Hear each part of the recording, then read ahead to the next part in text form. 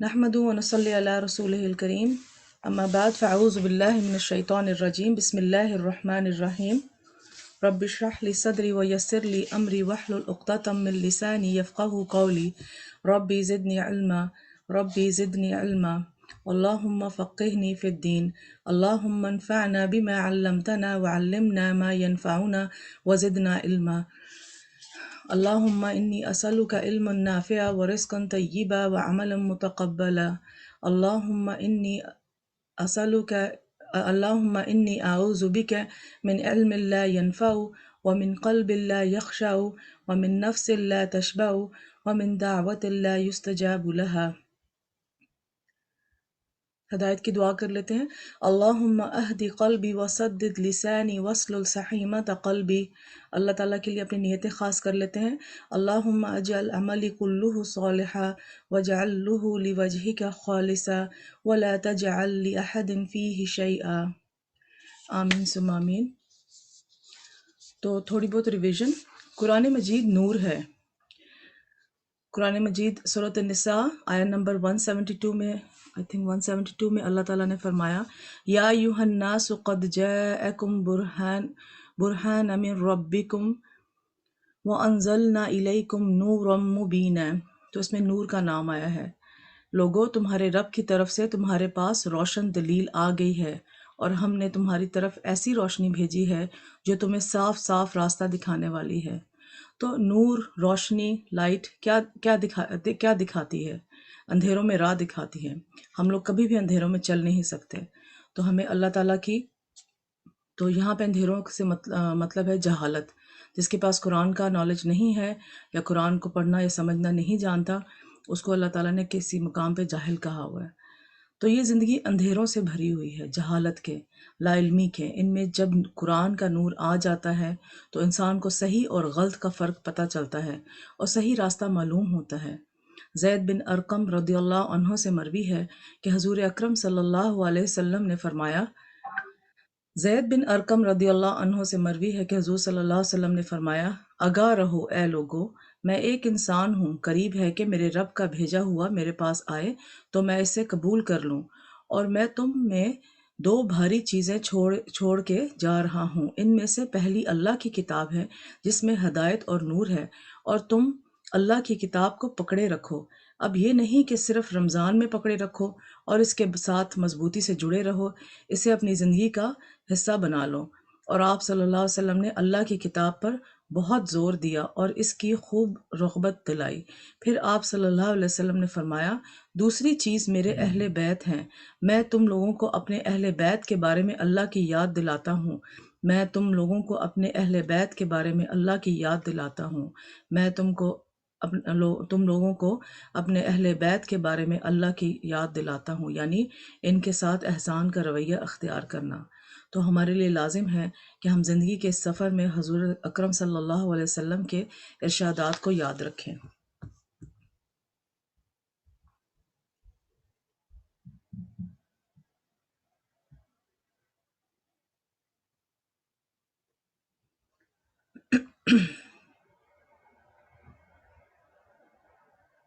تو جز 9 الحمدللہ کا لاکھ لاکھ شکر ہے ہمارا شروع ہو چکا ہے. تو اس میں ہم پہلی 88 سورہ اعراف ہم لوگ پڑھے تھے اور اس میں آیا نمبر 88.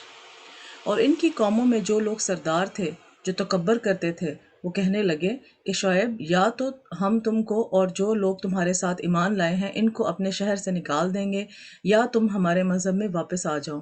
انہوں نے کہا خواہ ہم تمہارے دین سے بیزار ہی ہوں تو بھی. ہر نبی، پیچھے بھی ہم نے جز نمبر 8 میں بھی ہم نے پڑھا کہ مختلف قسم کے جو تھے انبیاء کرام آئے اور انہوں نے صرف ایک ہی میسج وہ لے کر آئے، اللہ تعالیٰ کی وحدانیت کا.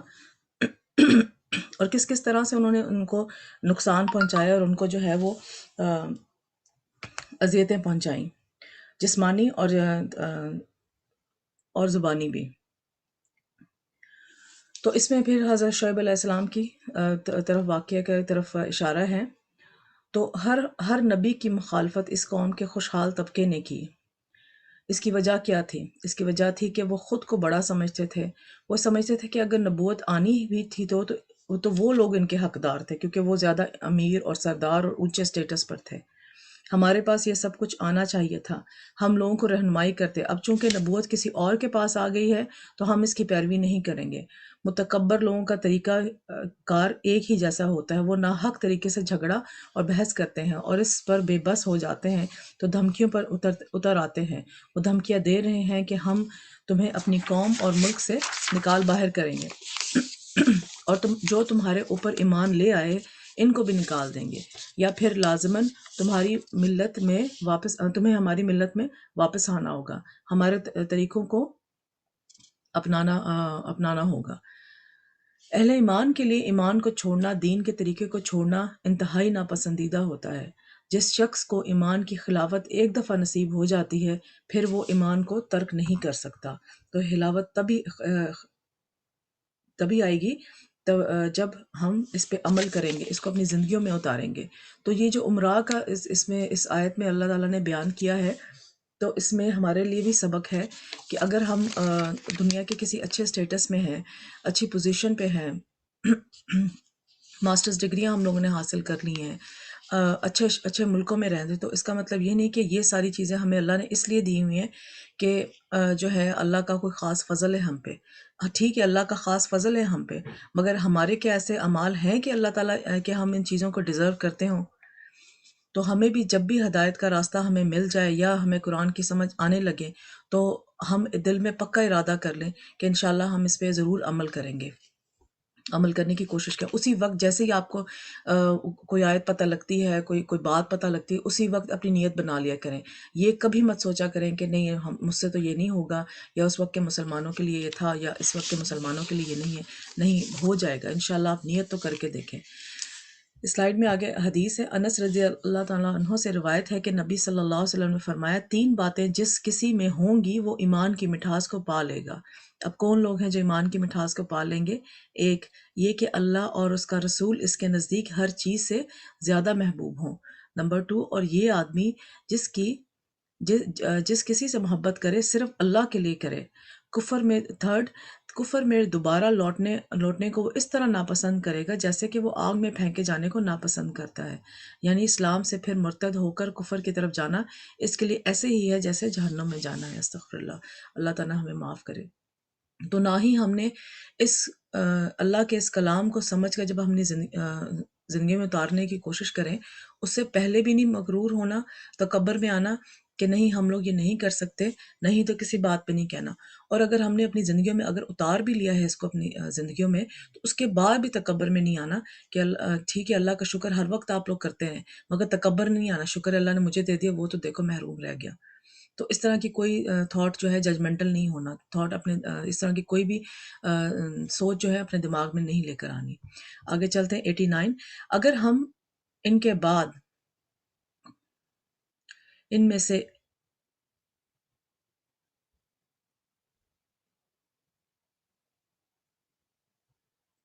تھوڑا ٹائپو ہو گیا، مجھے سمجھ نہیں آ رہی اس میں کیا ہے۔ تمہارے مذہب میں لوٹ جائیں تو بے شک ہم نے اللہ پر جھوٹ باندھا اور ہمیں شیاں نہیں کہ ہم اس میں لوٹ جائیں۔ ہاں اللہ جو ہمارا پروردگار ہے وہ چاہے تو ہم مجبور ہیں، ہمارے پروردگار کا علم ہر چیز کا احاطہ کیے ہوئے ہے۔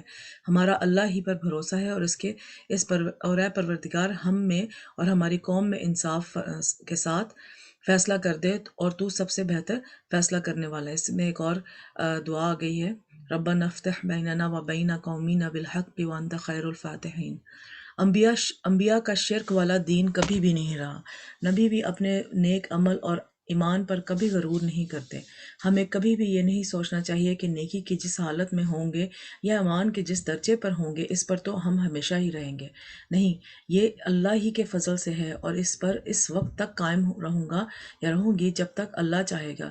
انبیاء اور صالحین ہمیشہ سے یہ جانتے ہیں کہ ان کا دین پر ثابت قدم رہنا ان کی مشیت کی وجہ سے ہے، ان میں سے ان کا اپنا کوئی کمال نہیں۔ آج اگر ہم یہاں آ کر بیٹھے ہیں تو اس میں ہمارا کوئی کمال نہیں، بلکہ ہمارے لیے راستے اللہ سبحانہ تعالیٰ نے آسان کیے ہیں اور ہمارے دلوں کو اللہ کی طرف راغب اللہ تعالیٰ نے ہی کیا ہے۔ تو یاد رکھیے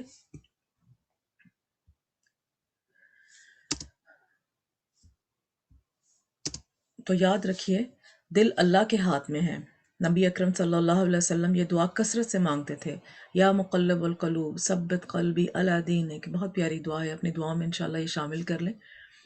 ہم سب کو بھی اس راستے پر ثابت قدمی کی دعا کرنی چاہیے کہ اے دلوں پھیرنے والے، ہم میرے دل کو اپنے دین پر ثابت قدمی عطا فرما دیں۔ جہاں پہ بھی آپ کو کوئی دین کا کام مشکل لگنا لگے، کوئی جو ہے آپ کے لیے کام جو ہے وہ آسان نہ ہو جہاں پر، اور آپ کا دل جو ہے اس کی طرف راغب نہ ہو رہا ہو، تو فوراً یہ دعا کیا کریں، یا مقلب القلوب ثبت قلبی علی دینک۔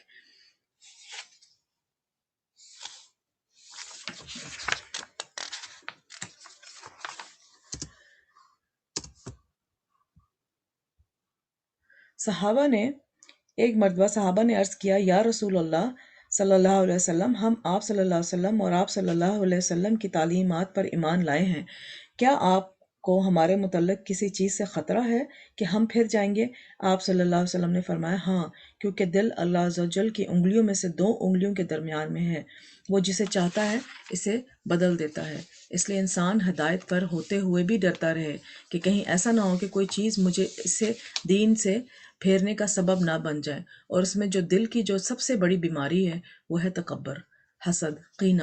مگر تکبر، چونکہ شیطان نے صرف تکبر کیا تھا اور وہ جو ہے ملعون ہو گیا تھا، تو ہمیں بھی اپنے دل کو تکبر سے ہر وقت پاک رکھنا چاہیے۔ اور اس کے پاک رکھنے کا سب سے آسان طریقہ کیا ہے؟ ایک تو ہر وقت دعا کرے، اور دوسرا کہ اپنے دل کا انالیسس کرتے، کسی چیز میں تکبر میں مبتلا تو نہیں ہو رہی، خاص طور پہ لوگوں سے بات کرتے ہوئے کہ کسی چیز پہ میں تکبر پہ مبتلا تو نہیں ہو رہی، اگر انجانے میں ہو بھی جائے تو فوراً استغفار کر لیں۔ خصوصاً جب انسان کو ایمان کی، دین کی، قرآن کے علم کی حلاوت محسوس ہونے لگتی ہے تو وہ سب سے زیادہ قیمتی چیز اس کو سمجھتا ہے اور اس پر قائم رہنے کی دعا بھی کرتا ہے۔ اپنا کمال نہیں سمجھتا کہ میرے میں کوئی ٹیلنٹ تھا تو میں جو ہوں اس کو، ٹھیک ہے آپ اپنا ٹیلنٹ آگے لے کر آئیں، اس کو استعمال کریں، مگر اس کو جو ہے استعمال کروانا بھی اور اس ٹیلنٹ کو آگے لے کے آنا بھی، سب چیزیں اللہ تعالیٰ کے ہاتھ میں۔ جیسے ہم لوگ بچوں کو یہ بات تو شروع میں سکھاتے ہیں اور سکھا کے وہیں تک بس رکھ دیتے ہیں کہ ہر چیز اللہ تعالیٰ کر رہے ہیں، ہر کام اللہ تعالیٰ کر رہے ہیں، مگر اس کے ساتھ ساتھ بچوں کو ہر پوائنٹ پہ یہ بات سمجھائیں، چاہے وہ آزمائش میں آ جائیں بچے، چاہے وہ خوش ہوں، تو کہ سب اللہ تعالیٰ کی مدد سے ہوا ہے، ہمارا کوئی کمال نہیں اس میں۔ یاد رکھیے ایک لمحے میں دل پلٹ سکتا ہے، ایمان سے کفر کی طرف الٹ سکتے ہیں۔ خبیر بن نفیر رضی اللہ تعالیٰ عنہ سے مروی ہے کہ میں حمص میں ابو دردہ کے پاس ان کے گھر گیا تو وہ اپنی مسجد میں بیٹھ کر نماز پڑھ رہے تھے۔ جب وہ تشہد میں بیٹھے تو نفاق سے اللہ عز و جل کی پناہ مانگنے لگے۔ جب انہوں نے سلام پھیرا تو میں نے ان سے کہا، اے ابو درد، اللہ آپ کو معاف فرمائے، آپ کا نفاق سے کیا تعلق؟ آپ کو کیوں منافقت سے ڈر لگ رہا ہے؟ آپ اور نفاق کا کیا جوڑ؟ انہوں نے 3 دفعہ فرمایا، اللہم اغفر، اللہم اغفر، اللہم اغفر، اللہ تو معاف فرما کر دینا۔ اللہ کی قسم، ایک آدمی ایک گھڑی میں ہی ایک فتنے میں ڈال دیا جاتا ہے، وہ اپنے دین سے پھر جاتا ہے، یعنی کہ ایک لمحے کی دیر لگتی ہے بس دین سے پھرنے کی۔ بعض اوقات شیطان کو ایسا وسوسہ دل میں ڈال دیتا ہے کہ کہیں سے کہیں پہنچ جاتا ہے، تو اس لیے بہت ضروری ہے کہ انسان اللہ سے استقامت مانگتا رہے۔ اب انسان جو دین والا بندہ ہوتا ہے، جس کے پاس اللہ تعالیٰ کا تھوڑا بہت بھی علم ہوتا ہے، تو جب وہ نزاع کی حالت سے پہلے، جب انسان کو پتہ ہوتا ہے، اگر اس کو اچانک موت نہیں ہوتی تو اس کو پتہ ہوتا ہے کہ میری ڈیتھ ہونے والی ہے، تو اس وقت بھی شیطان آ کے تنگ کرتا ہے کہ تم تو دین والے ہو، تم تو بخشے جاؤ گے۔ اس وقت بھی شیطان کو جو ہے نا آپ نے اعوذ باللہ پڑھنا ہے اور اس کو جو ہے پیچھے کرنا ہے، یا جو اس کے ساتھ بیٹھے ہوئے وہ وہاں پر سورہ بقرہ کی تلاوت کرے تاکہ شیطان جو ہے وہ آس پاس نہ آئے، اور اس کا ایمان جو آخری وقت میں بھی انشاءاللہ قائم رہے، وہ خراب نہ کر دے، ٹھیک ہے نا۔ تو اس وقت بھی شیطان جو ہے اس وقت بھی اپنے ہتھ کنڈے آزمانے سے باز نہیں آتا۔ آیت نمبر 90۔ اور ان کی قوموں میں سے سردار لوگ جو کافر تھے کہنے لگے، بھائیو، اگر تم نے شعیب کی پیروی کی تو بے شک تم خسارے میں پڑ گئے۔ تو ان کو زلزلے نے آ پکڑا اور وہ اپنے گھروں میں اوندھے پڑے رہ گئے۔ انہوں نے شعیب علیہ السلام کو ڈرایا تھا اور ان کو شہر سے باہر نکلنے کا پروگرام بنایا تھا، تو اللہ سبحانہ تعالیٰ نے ان پر زلزلہ بھیج کر ان کو پکڑ لیا، اللہ معاف کرے۔ تو ہمیشہ جو ہے صالحین کی جو ہے آپ محفل میں رہیں، ان کی مجلس میں رہیں، ان کے ساتھ تعلقات بنا کے رکھیں۔ خدا نہ خاصہ ایسے لوگوں میں جائیں جہاں پر کوئی اللہ تعالیٰ کا عذاب آ رہا ہو، تو کہیں خدا نہ خاصہ ہم بھی اس میں شامل نہ ہو جائیں۔ آیت نمبر 92، یہ لوگ جنہوں نے شعیب کی تکذیب کی تھی ایسے برباد ہو گئے کہ گویا ان میں کبھی آباد ہی نہیں تھے۔ غرض جنہوں نے شعیب کو جھٹلایا وہ خسارے میں پڑ گئے۔ شعیب کو جھٹلانے سے مراد یہ بھی ہے کہ ایک نبی کو جھٹلایا، اور یہ ہمارے لیے بھی لیسن ہے کہ اگر ہم نے اس کلام کو جھٹلایا تو ہم بھی خسارے میں پڑ جائیں گے۔ اور آج دنیا میں حالات بھی دیکھ لیں کہ کیا ہو رہا ہے آج کل دنیا میں۔ تو اگر وہاں پہ اگر کہیں پہ کوئی عذاب آیا ہوا ہے، کسی کے ساتھ کوئی مشکلات ہیں، تو ہم سب سے پہلے اپنے دین کا انالیسس کریں، اپنے آس پاس ماحول کا انالیسس کریں کہ ہم نے اپنے آپ کی کتنی اصلاح کی ہے اور اپنے آس پاس رہنے والوں کی کتنی اصلاح کی کوشش ہم لوگ کر رہے ہیں۔ آیت نمبر 93، پھر شعیب ان میں سے نکل آئے اور کہا کہ بھائیو، میں نے تم کو اپنے پروردگار کے پیغام پہنچا دیے اور تمہاری خیر خواہی کی تھی، تو میں کافروں میں عذاب نازل ہونے سے رنج و غم کیوں کروں؟ آیت نمبر 94، اور ہم نے کسی شہر میں کوئی پیغمبر نہیں بھیجا مگر وہاں کے رہنے والوں کو جو ایمان نہ لائے دکھوں اور مصیبتوں میں مبتلا کیا تاکہ وہ عاجزی اور زاری کریں۔ اب آج کل اب تو پیغمبروں کا سلسلہ ختم ہو چکا ہے نا، تو اگر ہم لوگوں کے کمیونٹی میں کوئی ایمان کی کمی ہے اور دکھوں اور مصیبتوں میں مبتلا ہے، تو سب سے پہلے ہمیں رجوع قرآن کی طرف کرنا چاہیے۔ آیت نمبر 95، پھر ہم نے تکلیف کو آسودگی سے بدل دیا یہاں تک کہ وہ مال اور اولاد میں زیادہ ہو گئے، تو کہنے لگے کہ اسی طرح کا رنج اور راحت ہمارے بڑوں کو بھی پہنچتا رہا، تو ہم نے ان کو ناگہاں پکڑ لیا اور وہ اپنے حال میں بے خبر تھے۔ خوشحالی اور بدحالی دونوں ہی امتحان کے دو پرچے ہوتے ہیں۔ تکلیف میں تو انسان سمجھتا ہے کہ میرے اوپر کوئی امتحان اور آزمائش ہے، شاید اللہ کی کوئی ناراضگی ہے، اس وجہ سے میرے حالات نہیں بدلتے۔ لیکن جب خوشحالی آتی ہے اور نعمتیں فراواں ہو جاتی ہیں تو انسان سب کچھ بھول جاتا ہے۔ انسان کے اندر یہ خیال آتا ہے کہ میرا رب مجھ سے راضی ہے، تو لہٰذا وہ گناہ پر گناہ کرتا جاتا ہے، اللہ کی نافرمانیوں کی طرف چل پڑتا ہے اور توبہ استغفار ہی نہیں کرتا۔ اتنا ہی آرام دہ زندگی گزار رہا ہوتا ہے، اس کو سمجھتا ہے کہ بس میرے پہ تو اللہ تعالیٰ نے بہت کرم کیا ہوا ہے۔ تو اس لیے جب صحابہ کرام پر نعمتیں زیادہ آ جاتی تھیں تو وہ اس سے ڈرتے تھے کہ کہیں یہ رب کی طرف سے ڈھیل نہ ہو، استدراج نہ ہو، کہ اس کے بعد ہماری پکڑ نہ ہو جائے، تو نعمتیں آ بھی جائیں تو ان کا جو ہے میانہ روی کے ساتھ استعمال کرتے ہوئے، اللہ تعالیٰ سے ڈرتے ہوئے ان نعمتوں کا استعمال کریں۔ نعمتوں کو بھی عاجزی کے ساتھ استعمال کرنا چاہیے اور اس میں اللہ اور بندوں کا حق نکالتے رہنا چاہیے تاکہ شکر ادا ہوتا رہے اور نعمتیں برقرار رہیں۔ آیت نمبر 96، اور اگر ان بستیوں کے لوگ ایمان لے آتے اور پرہیزگار ہو جاتے تو ہم ان پر آسمان اور زمین کی برکات کے دروازے کھول دیتے، مگر انہوں نے تو تکذیب کی، سو ان کے اعمال کی سزا میں ہم نے ان کو پکڑ لیا۔ اب یہاں بتایا دیا گیا ہے کہ نعمتیں کیسے برقرار رہ سکتی ہیں۔ دو چیزیں، کہ ایمان لانا، اللہ کو راضی کرنا، اور ایمان اور تقوی پہ رہنا۔ تو یہ بہت اچھا اللہ تعالیٰ نے یہاں پہ ہمیں ایک سلوشن بتا دیا ہوا ہے کہ کیسے ہم لوگ ایمان پہ رہ سکتے ہیں اور ہماری نعمتیں بھی کیسے برقرار رہ سکتی ہیں۔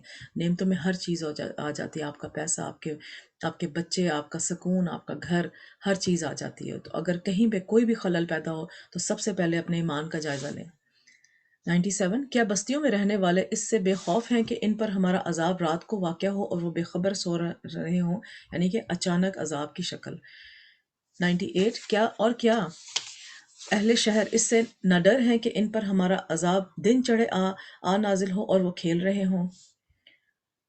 اللہ تعالیٰ بچائے۔ 99، کیا یہ لوگ اللہ کے داؤں کا ڈر نہیں رکھتے؟ سن لو کہ اللہ کے داؤں سے، یعنی کہ اللہ کے پلاننگ سے، یا وہی لوگ نہ ڈر ہوتے ہیں جو خسارہ پانے والے ہیں۔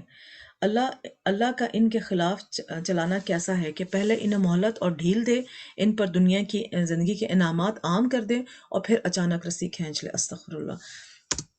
رسول اکرم صلی اللہ علیہ وسلم نے فرمایا، بے شک مومن اپنے گناہوں کو ایسے دیکھتا ہے جیسے کسی پہاڑ کے نیچے بیٹھا ہو اور اسے یہ خطرہ ہوتا ہے کہ پہاڑ اس کے اوپر نہ گر جائے، جبکہ فاسق اپنے گناہوں کو ایسے دیکھتا ہے جیسے فاسق یا منافق اپنے گناہوں کو ایسے دیکھتا ہے جیسے کوئی مکھی اس کی ناک میں بیٹھی ہو اور اس نے اس سے اشارے کر کے اڑا دیا، یعنی اس کو اپنے گناہوں سے کوئی ڈر نہیں لگتا اور پھر اس کو برا بھی نہیں سمجھتا، اس لیے توبہ بھی نہیں کرتا۔ استغفر اللہ، اللہ تعالیٰ ہمیں بچائے۔ حسن بصری کہتے ہیں کہ مومن نیک اعمال کرتے ہوئے بھی ڈرتا ہے، لرزتا ہے، خوف کھاتا ہے، اور فاجر گناہ کے کام کرتے ہوئے بھی امن و سکون میں رہتا ہے۔ تو اللہ تعالیٰ ہمیں اس سے بچائے۔ آیت نمبر 100، کیا ان لوگوں کو جو اہل زمین کے مر جانے کے بعد زمین کے مالک ہوتے ہیں یہ امر معجب نہیں ہوا کہ اگر ہم چاہیں تو ان کے گناہوں کے سبب ان پر مصیبت ڈال دیں اور ان کے دلوں پر مہر لگا دیں کہ کچھ سن ہی نہ سکیں؟ یہ گناہوں کے دو نتائج بتائے جا رہے ہیں کہ ان پہ مصیبت آتی ہے اور ان کے دل سخت ہو جاتے ہیں۔ اس لیے اللہ تعالیٰ نے وہ دعا ہمیں سکھائی، یا مقلب القلوب ثبت علی دینک، if I'm not wrong،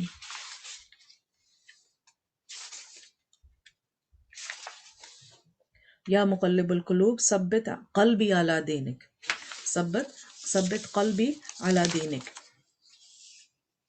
تو اس لیے انسان کو ساتھ ساتھ توبہ کرتے رہنا چاہیے، جہاں پھسلے وہیں، جہاں بھٹکے اللہ سبحانہ تعالیٰ کی طرف راغب ہو جاؤ۔ آیت نمبر 101، یہ بستیاں ہیں جن کے کچھ حالات ہم تم کو سناتے ہیں اور ان کے پاس ان کے پیغمبر نشانیاں لے کر آئے تھے۔ اللہ تعالیٰ حضور صلی اللہ علیہ وسلم سے مخاطب ہو رہے ہیں اور ہم سے بھی، مگر وہ ایسے نہیں تھے کہ جس چیز کو پہلے جھٹلا چکے اسے مان لیا۔ اسی طرح اللہ کافروں کے دلوں پر مہر لگا دیتا ہے۔ اللہ تعالیٰ ہمارے دلوں کو ہمیشہ ثابت قدمی پر رکھے، آمین ثم آمین۔ آیت نمبر 102، ہم نے ان میں سے اکثر لوگوں میں عہد کا پاس نہیں دیکھا، یعنی کہ وعدہ خلافی دیکھی ہے، اور ان میں اکثروں کو دیکھا تو بدکار ہی دیکھا، یعنی وعدہ کمٹمنٹ نہیں کی، یعنی دین کی کوئی بات کبھی اختیار کی ہی نہیں، تو اس پر ثابت قدمی کہاں سے اختیار کرنی تھی۔ 103، پھر ان پیغمبروں کے بعد ہم نے موسیٰ کی نشانیاں دے کر فرعون اور اس کے درباریوں کے پاس بھیجا تو انہوں نے ان کے ساتھ کفر کیا، سو دیکھ لو کہ خرابی کرنے والوں کا کیا انجام ہے۔ اللہ تعالیٰ مختلف انبیاء کی مثالیں دے کر ہمیں سمجھا رہے ہیں کہ ان کا کیا کیا انجام ہوا تھا، اور اب بھی یہ کفار مکہ اگر ایمان نہ لائیں تو یہ بھی اسی انجام کا شکار ہوں گے۔ اور ایون ابھی بھی آج کل کے زمانے میں بھی، آج کل کے وقت میں بھی، اگر انبیاء کا انکار یا جو ہے وہ قرآن و سنت کا انکار کر کے ہم اپنی زندگیاں گزاریں گے تو ہم بھی یہی انجام اللہ معاف کرے پائیں گے۔ آیت نمبر 104، یہاں پہ ایک فنظر کا مطلب ہے غور کرو، غور کرو کہ ان کا کیا انجام ہوا تھا۔ 104، اور موسیٰ نے کہا اے فرعون، اب موسیٰ کا سارا واقعہ شروع ہو رہا ہے، اور موسیٰ نے کہا کہ اے فرعون، میں رب العالمین کا پیغمبر ہوں، مجھ پر واجب ہے کہ اللہ کی طرف سے جو کچھ کہوں سچ ہی کہوں، میں تمہارے پاس تمہارے پروردگار کی طرف سے نشانی لے کر آیا ہوں، سو بنی اسرائیل کو میرے ساتھ جانے کی رخصت دے دو۔ جب بنی اسرائیل جو تھے وہ وہاں پر بہت زیادہ، حضرت یوسف علیہ السلام کے بعد وہاں پر وہ غلام کی زندگیاں گزار رہے تھے فرعون کے پاس، اور ان کے بیٹے جو تھے وہ قتل ہو رہے تھے، تو اس پر جو ہے وہ فرعون، موسیٰ علیہ السلام جب واپس آئے اپنے ملک میں تو آ کر تو فرعون کو یہ بات کہی۔ تو موسیٰ کی دعوت کے دو بڑے نکات اس میں جو ہے بتائے گئے ہیں۔ ایک تو قوم فرعون کو اللہ کی طرف بلانا کتنا مشکل کام تھا، اسی پہ اللہ تعالیٰ نے ان کو دعا سکھائی تھی، رب اشرح لی صدری ویسر لی امری واحلل عقدۃ من لسانی یفقہوا قولی۔ اور پھر موسیٰ علیہ السلام نے یہ بھی ریکویسٹ کی تھی کہ میرے ساتھ کسی کو شامل کر دیں، میرے ساتھ کسی کو جو ہے بھیج دیں، کیونکہ میں اکیلا اس کے پاس نہیں جاؤں گا۔ تو موسیٰ علیہ السلام نے ہارون علیہ السلام ان کے بھائی کو ان کا سہارا۔ تو اس لیے دین کی دعوت کرنے کے لیے اگر آپ ٹھیک ہے اکیلے کر سکتے ہیں تو well and good, otherwise team work میں کرنا زیادہ برکت ہوتی ہے۔ بنی اسرائیل کو غلامی سے نجات دلانا، تو یہ دو بڑے نکات تھے کہ قوم فرعون کو جو وہاں پہ تھی، جو بھی فرعون کے وہاں پہ جو لوگ تھے ان کو اللہ کی طرف بلانا، اور بنی اسرائیل کو غلامی سے نجات دلا کر واپس فلسطین والے علاقے یا سیریا والے علاقے میں لے کر جانا۔ آیت نمبر 106، فرعون نے کہا اگر تم نشانی لے کر آئے ہو تو اگر سچے ہو تو لا دکھاؤ۔ موسیٰ نے اپنی لاٹھی زمین پر ڈال دی تو وہ اس وقت ایک بڑا اژدہا بن گیا، یعنی سانپ بن گیا، اور اپنا ہاتھ گریبان سے نکالا تو اسے دم دیکھنے والوں کی نگاہوں میں سفید براق یعنی روشن پایا، یعنی کہ حضرت موسیٰ علیہ السلام اپنا گریبان سے ہاتھ نکالتے تھے، آم پٹ سے نکالتے تھے ہاتھ تو وہ روشن تھا، اور جو لاٹھی پھینکتے تھے اس کو وہ سانپ بن جاتی تھی۔ تو یہ دو نشانیاں اور دو معجزے اللہ تعالیٰ نے حضرت موسیٰ علیہ السلام کے پاس بھیجے۔ تو قوم فرعون میں جو سردار تھے وہ کہنے لگے یہ بڑا ماہر جادوگر ہے، اس کا ارادہ یہ ہے کہ تم کو تمہارے ملک سے نکال دے، بھلا تمہاری کیا صلاح ہے؟ انہوں نے فرعون سے کہا کہ فی الحال موسیٰ اور اس کے بھائی کے معاملے کو موقوف رکھیے اور شہر میں نقیب روانہ کر دیجیے، تاکہ سارے لوگ جو ہیں وہ ایک شہر میں ایک نوٹس بھیج دیں کہ جو جادو جانتا ہے وہ آئے اور حضرت موسیٰ علیہ السلام کا مقابلہ کرے۔ انہوں نے فرعون سے کہا کہ فی الحال موسیٰ اور اس کے بھائی کے معاملے کو موقف رکھیے اور شہروں میں نقیب روانہ کر دیجیے کہ تمام ماہر جادوگروں کو آپ کے پاس لے آئیں۔ چنانچہ ایسا ہی کیا گیا اور جادوگر فرعون کے پاس آ پہنچے اور کہنے لگے اگر ہم جیت گئے تو ہمیں صلہ تو عطا کیجیے گا نا، کہ فرعون سے کہ ہم لوگ اگر جیت گئے تو ہمیں جو ہے وہ انعام ملے گا۔ فرعون نے کہا ہاں ضرور، اور اس کے علاوہ تم مقربوں میں بھی داخل کیے جاؤ، یعنی کہ تم میرے بہت قریب ہو جاؤ گے اور میں تمہیں اپنے محل میں داخل کر لوں گا۔ جب فریقین روز مقررہ یعنی کہ اپوائنٹڈ ٹائم پر جمع ہوئے تو جادوگروں نے کہا کہ موسیٰ یا تم جادو کی چیز ڈالو یا ہم ڈالتے ہیں۔ موسیٰ نے فرمایا تم لوگ پہل کرو۔ جب انہوں نے جادو کی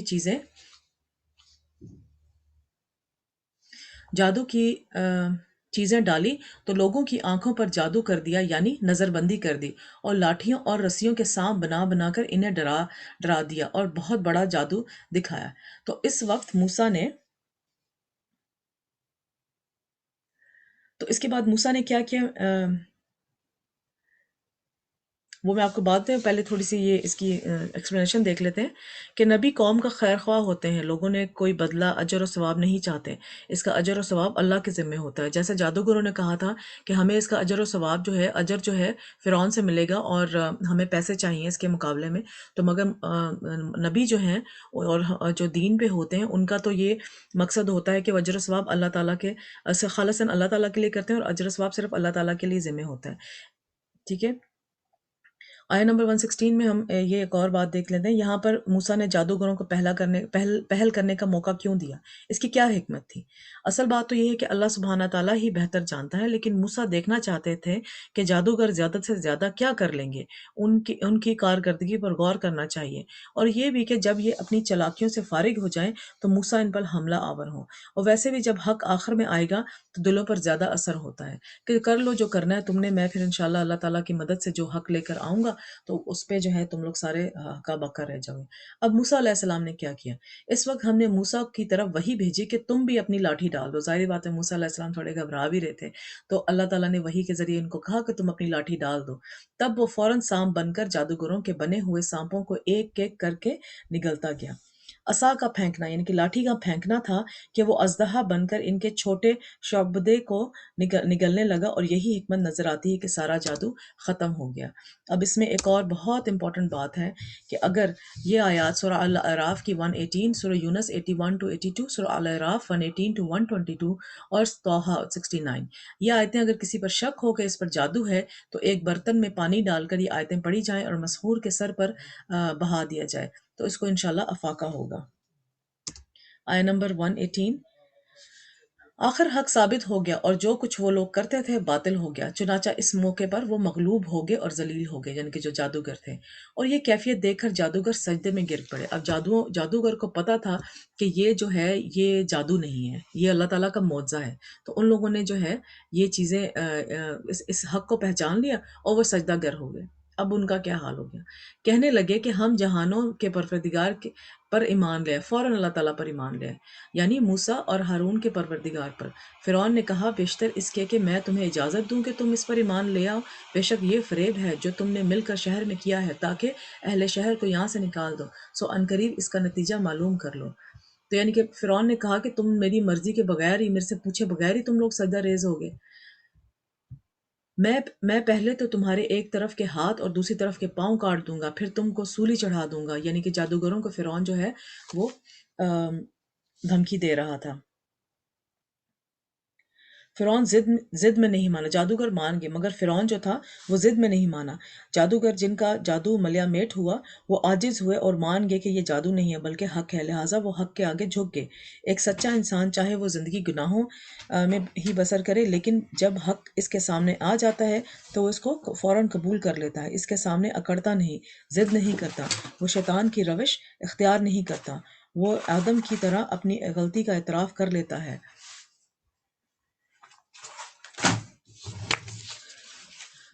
تو جب فرعون نے ان کو دھمکی دی تو وہ بولے، تو جادوگر بولے کہ ہم نے اپنے پروردگار کی طرف لوٹ کر جانے اور ہم اپنے پروردگار کی طرف لوٹ کر جانے والے ہیں، اور اس کے سوا تجھ کو ہماری کون سی بات بری لگی ہے کہ جب ہمارے پروردگار کی نشانیاں ہمارے پاس آ گئیں تو ہم ان پر ایمان لے آئے۔ اے پروردگار، ہم پر صبر و استقامت کے ساتھ دہانے کھول دے اور ہمارے فرمانبرداروں کی حالت میں وفات دیجیے۔ بہت پیاری دعا ہے، اس کو دعا کر لیتے ہیں۔ ربنا افرغ علینا صبرا وتوفنا مع وتوفنا مسلمین، آئے نمبر 1۔ اس میں جو ہے ہمارے سیکھنے کی کیا بات ہے کہ بڑے سے بڑے گھبرا دینے والے موقع پر بھی انسان کو ہمت نہیں ہارنی چاہیے۔ اگر انسان کو پتہ ہو کہ میں حق پہ ہوں تو بے شک آپ کو جو ہے وہ جتنی بھی بڑی مصیبت آئے فوراً اللہ کی طرف رجوع کریں۔ اب اس سے ربنا افرغ کہتے ہیں برتن میں جو کچھ ہے سب کچھ ڈال دے، یعنی ہمارا دل صبر سے لبریز کر دے۔ توفنا مسلمین سے کیا مراد ہے؟ پھر انہوں نے اسلام پر فوت ہونے کی دعا مانگی، کیونکہ اب زندگی میں کوئی رغبت نہیں رہی تھی اور انہیں فرعون کی دھمکی کی کوئی پرواہ بھی نہیں تھی۔ ان کا کیا مقصد تھا کہ ان کو چونکہ حقیقت سامنے آ گئی تھی تو فوراً سجدہ ریز ہو کے ان کو آخرت میں نجات چاہیے تھی۔ جو کچھ اللہ کے پاس ہے اسے حاصل کرنے میں کامیاب ہو جائیں، اور ان باتوں سے فرعون اور ذلیل ہو گیا اور اس کی دھمکیاں اب بیکار تھیں۔ پیچھے جو بات ہوئی تھی کہ لمحوں میں دل پلٹ جاتے ہیں، اور اس کی عملی مثال ہے جادوگر کے دل لمحے میں پلٹ گئے۔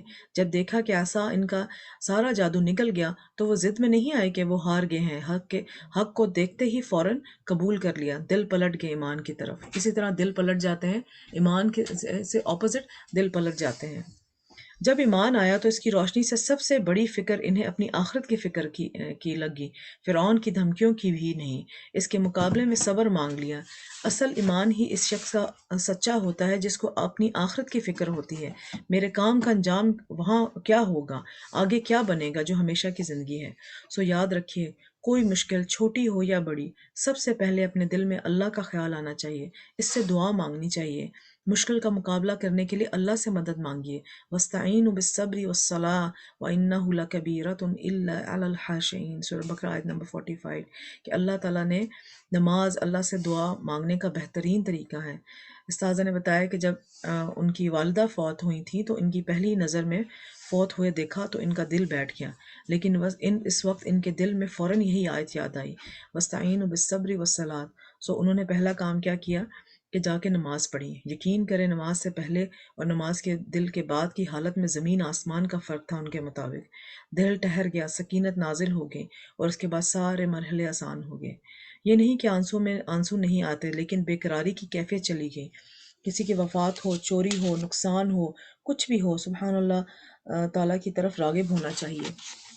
حالات تو جو ہے نہیں بدلتے، لیکن دل بدل جاتے ہیں۔ باہر تو وقت کے ساتھ ہی تبدیلی آئے گی، لیکن اندر کی تبدیلی انسان کو مضبوط اور پرسکون کرتی ہے۔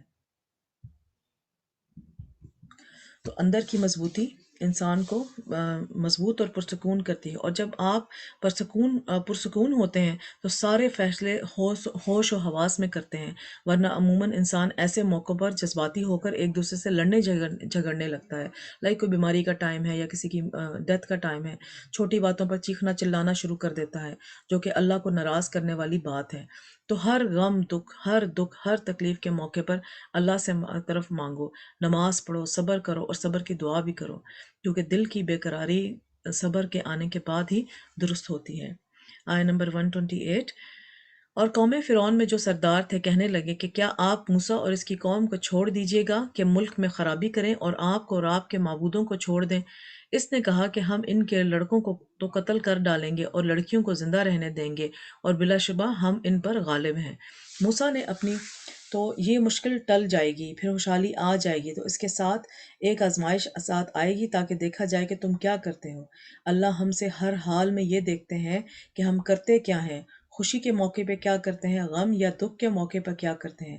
جب کوئی ہمارا ساتھ اچھا سلوک کرتا ہے تو ہم کیا کرتے ہیں، جب کوئی برا سلوک کرتا ہے تو ہم کیا کرتے ہیں۔ وہ ہر وقت یہ دیکھ رہا ہے۔ تو ہم سب کو اپنے اعمال کی فکر ہونی چاہیے کہ مختلف حالات میں ہمارے ریاکشنز کیا ہوتے ہیں۔ یہی ہمارا عمل ہے اور اسی پر ہماری جزا اور سزا لکھی جانی ہے۔ اللہ تعالیٰ ہمیں ثابت قدمی میں رکھے۔ وہ آیہ نمبر 128۔ موسیٰ نے اپنی قوم سے کہا کہ اللہ سے مدد مانگو اور ثابت قدم رہو۔ زمین رہو، زمین تو اللہ کی ہے، وہ اپنے بندوں میں سے جسے چاہتا ہے اس کا مالک بناتا ہے، اور انجام تو پرہیزگاروں کا بھلا ہی ہوتا ہے۔ 129، وہ بولے کہ تمہارے آنے سے پہلے بھی ہم کو اذیتیں پہنچی رہیں اور تمہارے آنے کے بعد بھی۔ موسیٰ نے کہا قریب ہے کہ تمہارا پروردگار تمہارے دشمن کو ہلاک کر دے گا اور تمہیں زمین میں خلیفہ بنا دے گا، پھر دیکھے گا کہ تم کیسے عمل کرتے ہو۔ اور ہم نے فرعونیوں کو خشک سالیوں اور میووں کے نقصان میں پکڑا تاکہ وہ نصیحت حاصل کریں۔ ویسے اللہ کا بڑا کرم ہے ایسے لوگوں کو برداشت کرنا۔ ہمارے پاس طاقت ہو تو ہم ایک لمحے میں ایسے لوگوں کو نستہ نابود کریں۔ واقعی اللہ تعالیٰ الصبور ہے، انتہا درجے کا صبر کرنے والا ہے، الحلیم ہے، بے حد برداشت کرنے والا، بردبار ہے۔ اب قوم فرعون کا ایک اور امتحان ہوا، قحط سالی، خشک سالی، یعنی پیداوار اور آسمانی آفتوں سے ہلاک ہو جاتی، فصلیں ماری جاتی یا کچھ اگتا نہیں۔ سختیاں، تکلیفیں، آزمائشیں انسان کا دل نرم کرتی ہیں، انسان کے اندر جھکاؤ آتا ہے، اور اللہ تعالیٰ کے پاس جو کچھ اجر و ثواب ہے، سختی کے وقت دل اس کی طرف راغب ہوتا ہے۔ جب دنیا والے دل توڑتے ہیں تو پھر انسان اللہ کی طرف راغب ہوتا ہے۔ جب دنیا اس سے چھن جاتی ہے تو انسان جنت کی نعمتوں کو یاد کرتا ہے، اور اگر دنیا ہی جنت بن جائے تو اصل جنت بھول جاتی ہے انسان کو۔ 131، سو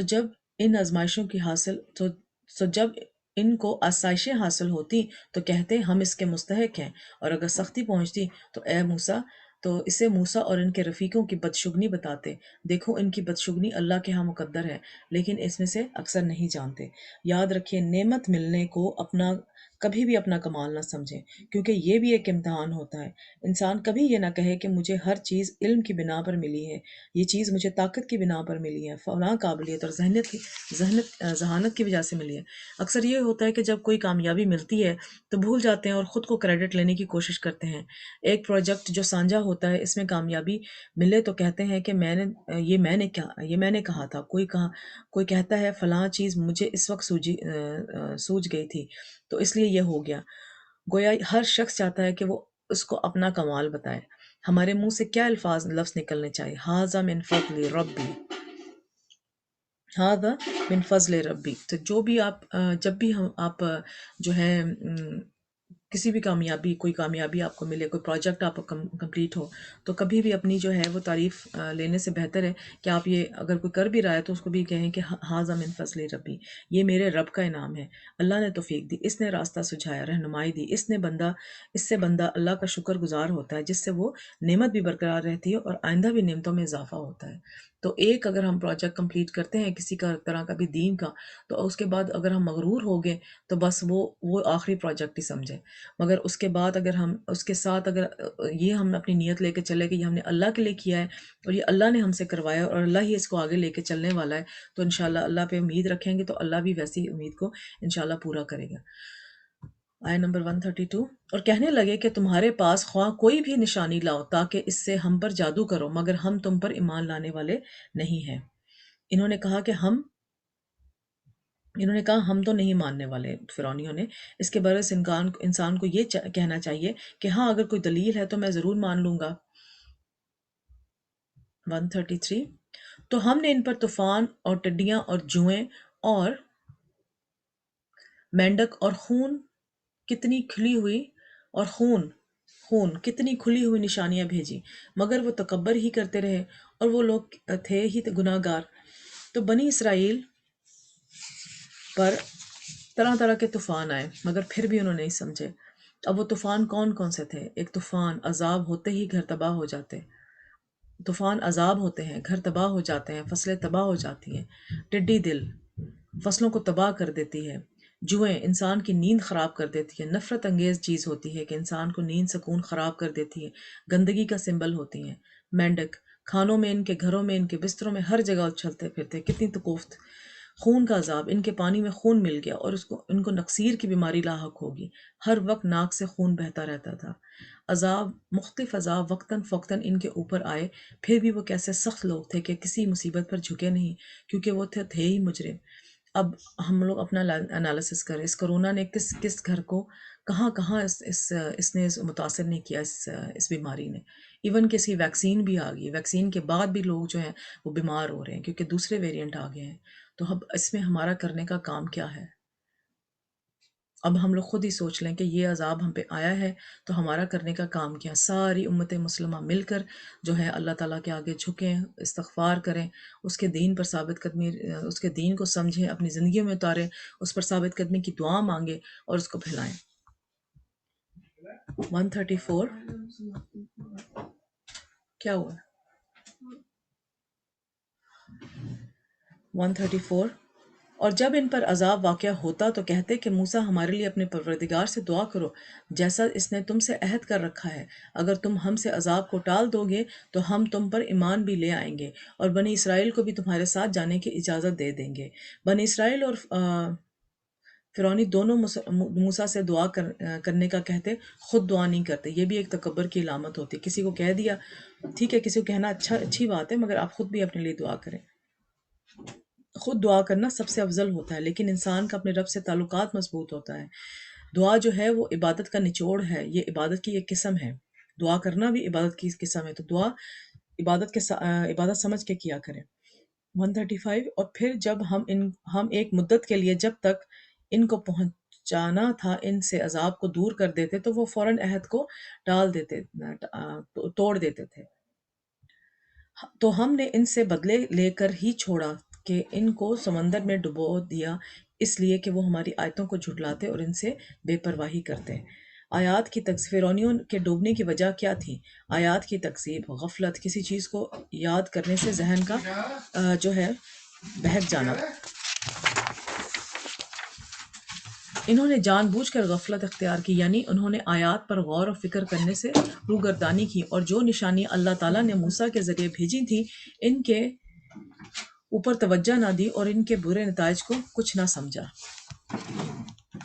اور جو لوگ کمزور بنائے جاتے رہے ان کو ہم نے زمین شام کے مشرق و مغرب کا جس میں ہم نے برکت دی تھی وارث کر دیا، اور بنی اسرائیل کے بارے میں ان کے صبر کی وجہ سے تمہارے پروردگار کا وعدہ نیک پورا ہوا۔ اور فرعون اور قوم فرعون جو محل بناتے اور انگور کے باغ جو چھتریاں پر چڑھاتے تھے، سب کو ہم نے تباہ کر دیا۔ تو حدیث میں آتا ہے وَعَلَمْ أَنَّ النَّصْرَ مَعَ الصَّبْرِ، جان رکھو کامیابی صبر کے ساتھ ہے۔ صبر کیا ہے؟ صبر کا لفظی معنی ہے السلام علیکم، ٹھہر جانا، رک جانا، نیگیٹو خیالات سے بچنا، منفی خیالات سے بچنا۔ جو ان کی نظر میں بڑی شاندار تہذیب تھی اس کو ختم کر دیا اللہ تعالیٰ نے، اور وہ اپنا سا آرٹ اور ہنر اپنے ساتھ ہی لے کر ختم ہو گئے۔ فرعونیوں کی بات اللہ تعالیٰ کر رہے ہیں۔ آیت نمبر 138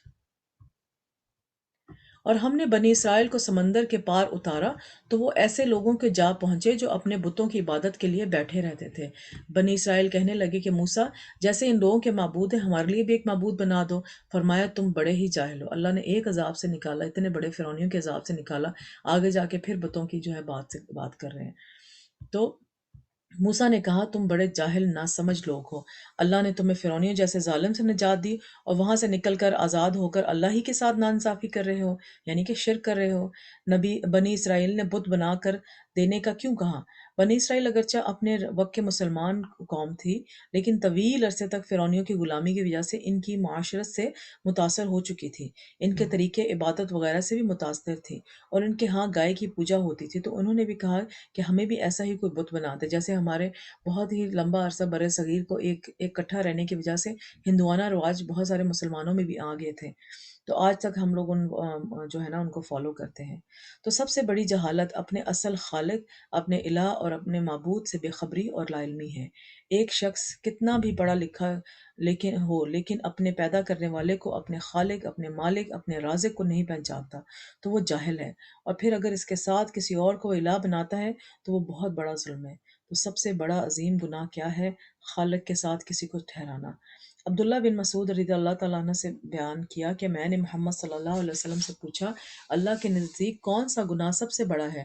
آپ صلی اللہ علیہ وسلم نے فرمایا یہ کہ تم اللہ کے ساتھ کسی کو برابر ٹھہراؤ حالانکہ اللہ نے ہی تم کو پیدا کیا۔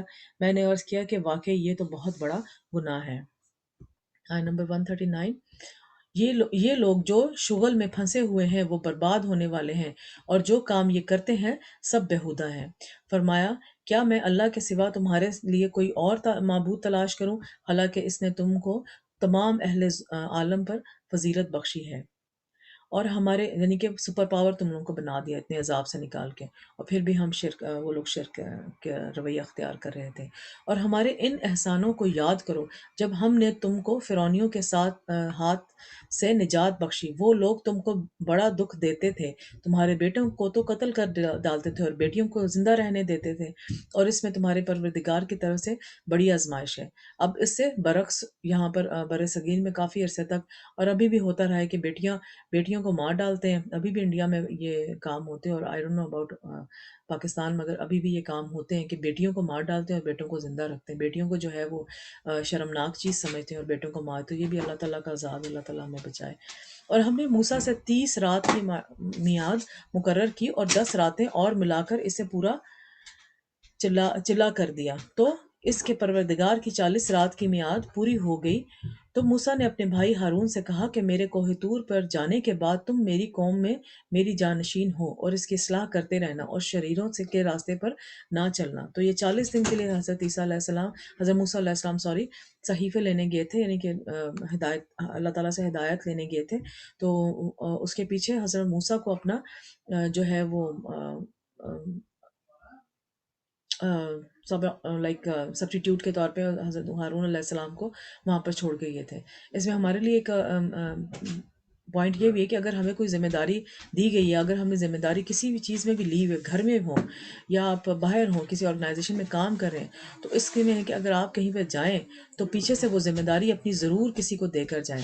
ایز اے مدر اگر آپ کہیں جا رہی ہیں، کہیں ٹریول کرنا پڑ گیا ہے، تو گھر میں بڑے بچے کو، بڑی بیٹی کو، بڑے بیٹے کو یا ہسبینڈ کو اپنی ساری جو ہے وہ ذمہ داریاں سمجھا کے جائیں کہ میری گھر میں یہ ذمہ داریاں تھیں، تو اب تم نے یہ ذمہ داریاں سنبھالنی ہیں۔ اور اگر آپ کسی آرگنائزیشن میں ہیں تو آپ ہینڈ اوور ہر چیز جو ہے ان کو ہینڈ اوور کر کے جائیں۔ تو یہ ایک سیکھنے کی بات ہے اس میں۔ اب موسیٰ علیہ السلام تو چلے گئے، تو اس میں آگے تو اور دوسری بات اس میں سیکھنے کی یہ ہے کہ موسیٰ علیہ السلام وہاں پہ ان لوگوں میں رہ کر بھی تو وہ سارے صحیفے اور ہدایات، علم جو اللہ تعالیٰ نے ان کو دینا تھا اپنی قوم کے لیے، وہ سارے لے سکتے تھے، تو علیحدہ سے ایک 40 راتوں کا کیوں کہا گیا؟ تو اس میں علم حاصل کرنے کے لیے یکسوئی بہت ضروری ہے۔ اگر آپ نے علم حاصل کرنا ہے تو ایک طرف یکسوئی سے بیٹھ کر اس کو آرام سے سن کے اور غور و فکر کر کے اپنے دل میں اتاریں اور اس کو یاد کرنے کی کوشش کریں۔ مثلا چیٹ بھی کھولی ہوئی ہے اور ساتھ ہی لیکچرار بھی لگا ہوا ہے، اور چل پھر کر کہتے ہیں کہ میں بہت علم حاصل کر رہی ہوں، تو یہ علم حاصل کرنا نہیں ہوتا۔ نہ ہونے سے یہ بہتر ہے کہ کان میں کوئی اچھی بات پڑ جائے، لیکن اللہ کی کتاب کے ساتھ کچھ نہ کچھ وقت ایسا ضرور گزارنا چاہیے کہ جب سارے گیجٹس، سارے گھر کے کاموں، ساری مصروفیات سے کٹ کر الگ ہو کر بیٹھے اور اس پر کنٹمپلیٹ کرے، توجہ کرے، غور و فکر تدبر کرے، تاکہ وہ دل کے اندر جائے اور عمل میں جھلکے۔ غور و فکر تو آرام سے اکیلے بیٹھ کے ہی ہو سکتا ہے۔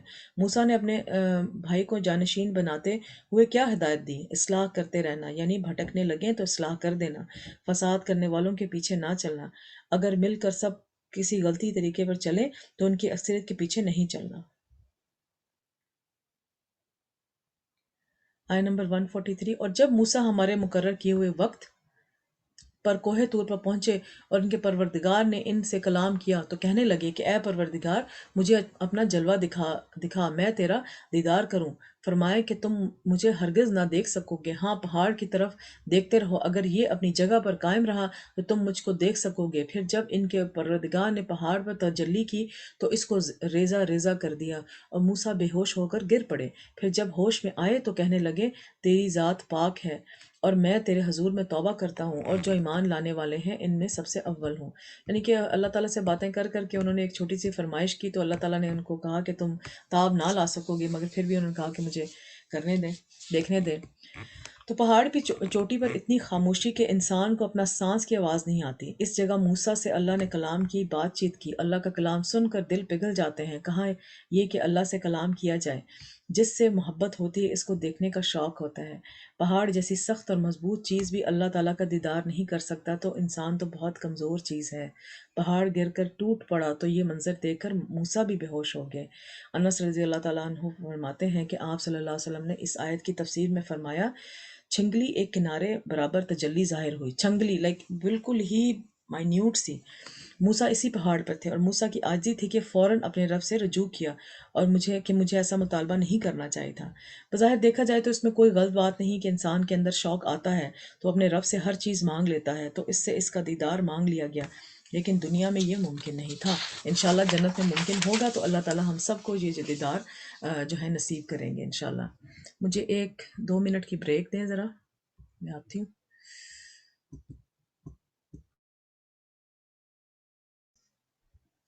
اعوذ باللہ من الشیطان الرجیم۔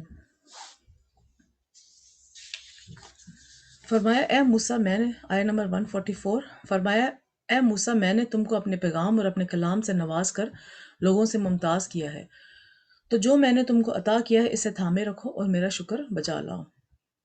140۔ تو دین کی دعوت خلاصہ شکر گزاری ہے اور اللہ کی نعمتوں پر شکر گزاری ہے، اور شکر ادا کرنے کا کیا طریقہ ہے کہ انسان اللہ کی عبادت میں سرگرم ہو جائے۔ شکر زبان دل سے بھی ہوتا ہے، لیکن عمل کا شکر سب سے بڑا ظاہر ہوتا ہے۔ عمل سے شکر یہ ہے کہ جو کچھ اللہ نے دیا ہے اللہ کی پسند کے راستوں میں لگائیں، نافرمانی کے راستوں میں نہ لگائیں۔ تو شکر جو ہے، ایک جگہ میں اور پڑھ رہی تھی کہ شکر جو ہے وہ انسان اپنے ہر اعضاء کا شکر ادا کرے، ہر اعضاء سے شکر ادا کرے۔ ایک تو ہر اعضاء اپنے آپ نے، اللہ تعالیٰ نے جو جسم آپ کو دیا اس میں ہر اعضاء کا شکر ادا کرے اور اس سے شکر ادا کرے۔ اب آنکھوں کا شکر ادا کرنا کیا ہے؟ آنکھوں سے ہم کیسے شکر ادا کرتے ہیں؟ اللہ تعالیٰ کی خوبصورت نے جو ہے کائنات کو دیکھ کے اللہ تعالیٰ کا غور و فکر کریں، اللہ غور و فکر کریں۔ زبان سے کیسے، زبان کو ہم کیسے جو ہے وہ ایسے شکر ادا کر سکتے ہیں کہ زبان کو اللہ تعالیٰ کے پیاری بات کریں، نرمی سے بات کریں، صبر کا رویہ اختیار کریں، ٹھیک ہے؟ تو اس طرح ہر اجزاء سے ہم شکر ادا کریں، ٹھیک ہے؟ تو ایک تو دل سے تو ہم کر ہی رہے ہیں، مگر جو ہمارے جسم کے اعضاء ہیں ان سے بھی ہم اللہ تعالیٰ کا شکر ادا کریں۔ آیہ نمبر 145، اور ہم نے تورات کو تختیوں میں ان کے لیے ہر قسم کی نصیحت اور ہر چیز کی تفصیل لکھ دی، پھر ارشاد فرمایا کہ اسے مضبوطی سے تھامے رہو اور اپنی قوم سے کہہ دو کہ ان باتوں پر بہت اچھی طرح عمل کریں، میں عنقریب تم کو نافرمان لوگوں کا گھر دکھاؤں گا۔ دین کی قوت سے پکڑنے کا مراد کیا ہے؟ قوت سے پکڑنے سے کیا مراد ہے؟ دل کی مضبوطی، پکے عزم کے ساتھ پکڑو اور عمل کرو، کیونکہ انسان جب کمزور اور ارادے سے کسی چیز کو لیتا ہے تو ڈھیلے ڈھالے طریقے سے ہی پکڑتا ہے۔ جو چیز قیمتی ہو اس کو سنبھال کر رکھتا ہے، اس پر نیت اور بھی ارادہ کرتا ہے، اس کے بہترین حصے کو لے لیں، قرآن کریم کے بہترین حصے کو لے لیں۔ تو اس کا کیا مطلب ہے؟ قرآن جو کچھ اچھا ہے اور کچھ بہت زیادہ اچھا ہے۔ جی ہاں، قرآن کے علاوہ جب وہ کچھ سنتے ہیں تو وہ قرآن کی پیروی کرتے ہیں اور دوسری چیزوں کی پیروی نہیں کرتے۔ وہ قرآن سنتے ہیں اور ان کے علاوہ بھی لیکن پیروی قرآن کی ہی کرتے ہیں۔ ایسے لوگوں کے لیے خوشخبری ہے کہ وہ کان لگا کر بات سنتے ہیں اور پھر اس میں سے اچھی بات کی طرف سے پیروی کرتے ہیں۔ آیہ نمبر 146، جو لوگ زمین میں ناحق تکبر کرتے ہیں ان کو اپنی آیتوں سے پھیر دوں گا۔ یعنی کہ پہلے اللہ تعالیٰ نے بتایا کہ کون لوگ پیروی کرتے ہیں، جو شکر گزاری کرتے ہیں۔ اب تکبر والوں کے ساتھ کیا سلوک ہے کہ ان کو اپنی آیتوں سے پھیر دوں گا، اگر یہ سب نشانیاں بھی دیکھ لیں گے تب بھی ان پر ایمان نہ لائیں گے، اور اگر بھلائی کا راستہ دیکھیں گے تو اسے اپنا راستہ نہ بنائیں گے، اور اگر برائی کی راہ دیکھیں گے تو اسے اپنا راستہ بنا لیں گے۔ کتنا اللہ تعالیٰ نے کھول کے اور کتنے سمپل طریقے سے بتایا ہوا ہے۔ یہ اس لیے ہے کہ انہوں نے ہماری آیتوں کو جھٹلایا اور ان سے غفلت کر رہے ہیں۔ تو تکبر ہدایت کے راستے میں رکاوٹ ہے، اس لیے اگر ہم زبان سے کہیں نہیں ہم تو تکبر نہیں کرتے، مگر سٹل اپنا انالیسس ضرور کریں کہ ہم کسی چیز پہ تکبر تو نہیں کر رہے۔ اللہ تعالیٰ ایسے لوگوں کو غور و فکر کی صلاحیت نہیں دیتے۔ حق سے ضد رکھنے کی وجہ سے اللہ ہدایت سے محروم کر دیتا ہے۔ تو علم سے محروم کرنے والے کیا کیا اسباب ہیں، کن سے ہم نے بچنا ہے؟ ایک تو ہے تکبر، بے صبرا پن، حق سے ضد، کو حق پہ بات آ گئی ہے، انصاف کہیں پہ کرنا ہے آپ نے، اور پھر بھی آپ وہ انصاف نہ کریں۔ کسی کا قول ہے کہ علم، حیا اور تکبر رکھنے والا شخص حاصل نہیں کر سکتا، ان کے دلوں سے قرآن کا فہم کو روک لیا جاتا ہے۔ آیہ نمبر 147، اور جن لوگوں نے ہماری آیتوں اور آخرت کی پیشی کو جھٹلایا ان کے اعمال ضائع ہو جائیں گے، یہ جیسے عمل کرتے ہیں ویسے ہی ان کو بدلہ ملے گا۔ آیہ نمبر 149، اور موسیٰ کے بعد ان کی قوموں نے اپنے زیور سے ایک بچھڑا بنا لیا اور ایک جسم تھا وہ ایک جسم تھا جس میں سے بیل کی آواز نکلتی تھی۔ ان لوگوں نے یہ نہ دیکھا کہ نہ ان سے بات کر سکتے ہیں اور نہ ان کو رستہ دکھا سکتے ہیں، اس کو انہوں نے معبود بنا لیا اور اپنے حق میں ظلم کیا۔ اب اس میں پورا واقعہ ہے کہ جب حضرت موسیٰ علیہ السلام پہاڑ پہ چلے گئے تھے تو پیچھے جو ہے نا انہوں نے بچھڑا بنایا، کیونکہ وہ پہلے سے وہ آکوپائڈ تھے اس بات سے کہ انہوں نے وہاں پر وہ گائے کی پوجا کرتے تھے، تو یہاں پر انہوں نے بچھڑا کیسے بنایا کہ وہ سارا، کسی نے ان کو کہا تو وہ سارا سونا لے کے آگے اور اس سارا سونے کو میلٹ کر کے انہوں نے جو ہے وہ ایک بچھڑا بنا لیا۔ اور ظاہری بات بیچ میں سے وہ ہالو تھا، بیچ میں سے وہ جو تھا وہ ہول تھا، اس کے اندر پورا سونا تو نہیں بھرا ہوا تھا، وہ کمپیکٹ تو نہیں تھا، تو وہ ہولو کے ہوا اندر سے گزرتی تھی تو وہ آواز نکالتی، وہ سمجھتے تھے یہ تو اللہ تعالیٰ ہم سے کلام کر رہے ہیں۔ استغفر اللہ، عقلوں پہ پردے پڑنا اس کو کہتے ہیں۔ اور جب وہ نادم ہوئے اور دیکھا کہ گمراہ ہو گئے ہیں تو کہنے لگے کہ اگر ہمارا پروردگار ہم پر رحمت نہیں کرے گا اور ہم کو معاف نہیں کرے گا تو ہم برباد ہو جائیں گے۔ پھر وہ حرکت کر کے پھر معافی مانگ لی۔ اور جب موسیٰ اپنی قوم میں نہایت غصے اور افسوس کی حالت میں واپس آئے تو کہنے لگے کہ تم نے میرے بعد بہت ہی برا کام کیا، کیا تم نے اپنے پروردگار کا حکم جل چاہا، یہ کہا کہ اور شدت غضب سے تورات کی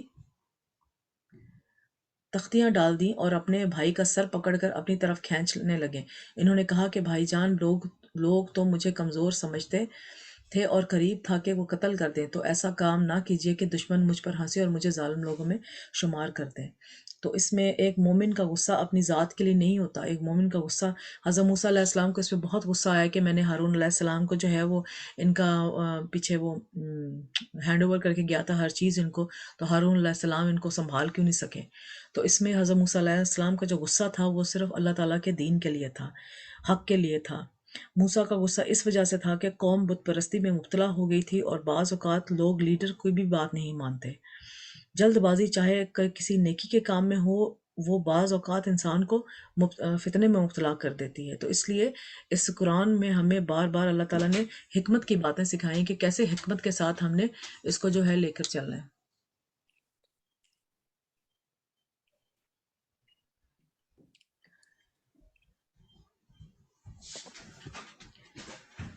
اس میں ہم دیکھتے ہیں کہ اجل اور سرا میں کیا فرق۔ اجل کسی چیز کا وقت کے آنے سے پہلے اس کی طرف چلے جانا، یہ قابل مذمت ہوتا ہے۔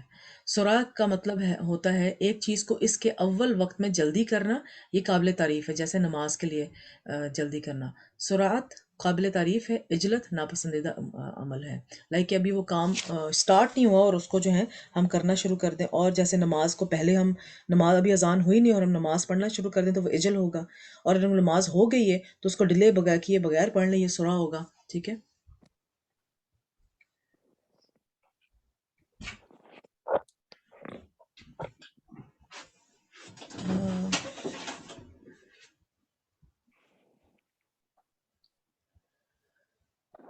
حضور اکرم صلی اللہ علیہ وسلم نے، حدیث میں آتا ہے، تحمل مزاجی اللہ کی طرف سے اور جلد بازی شیطان کی طرف سے۔ نیک کام اول وقت میں کرنا جلد بازی نہیں ہوتا، وہ سرعت ہوتا ہے۔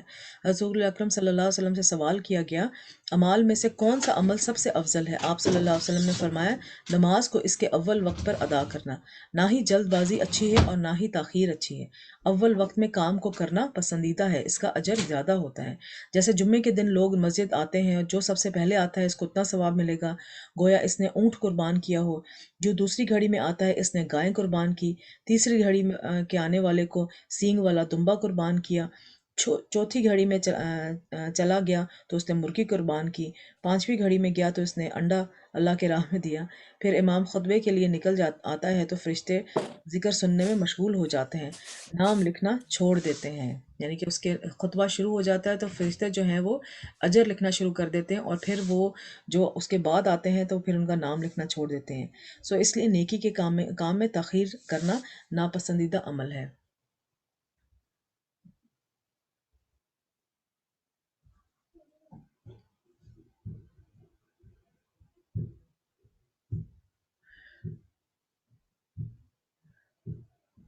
جن لوگوں نے بچڑے کو معبود بنا لیا تھا، ان پر ان کے پروردگار کا غضب واقع ہو گیا اور دنیا کی زندگی میں ذلت نصیب ہو گئی، اور ہم افطرا پردازوں کو ایسا ہی بدلہ دیتے ہیں۔ تو یہاں پر جو کمایا ہے وہ لے کر ہی جانا ہے۔ اور جنہوں نے برے کام کیے پھر اس کے بعد توبہ کر لی اور ایمان لے آئے تو کچھ نہ شک نہیں کہ تمہارا پروردگار اس کے بعد بخش دے گا، وہ بڑا مہربان اور بخشنے والا ہے۔ یاد رکھیے گناہ کتنے بھی ہوں توبہ سے معاف ہو جاتے ہیں، تو اس لیے ہمیں توبہ کا جو ہے ساتھ کبھی بھی نہیں چھوڑنا چاہیے۔ نبی کریم صلی اللہ علیہ وسلم نے فرمایا کہ اگر تم اتنے گناہ کرو کہ آسمان تک پہنچ جائیں پھر تم توبہ کرو تو اللہ تم کو معاف کر دے گا، لیکن وہ گناہ جو ہیں وہ آپ جان بوجھ کے کوشش کریں گے نہ ہو۔ لیکن اس امید پر انسان ڈھیٹ بن کر گناہ نہ کرتا چلا جائے۔ بعض غلطیاں جو بہت بڑی ہوتی ہیں، بظاہر کرنے میں بہت چھوٹی ہوتی ہیں، لیکن انجام ان کا اتنا بھیانک ہوتا ہے کہ زمین اور آسمان کی فضا کو بھر دے۔ تو کتنی بھی بڑی غلطی ہو جائے اللہ کی طرف رجوع کر کے توبہ کر لینی چاہیے۔ آیت نمبر 154۔ اور جب موسیٰ کا غصہ ٹھنڈا ہوا تو تورات کی تختیاں اٹھا لی اور جو کچھ اس میں لکھا تھا وہ ان لوگوں کے لیے جو اپنے پروردگار سے ڈرتے ہیں ہدایت اور رحمت تھی۔ تو سہل بن عبداللہ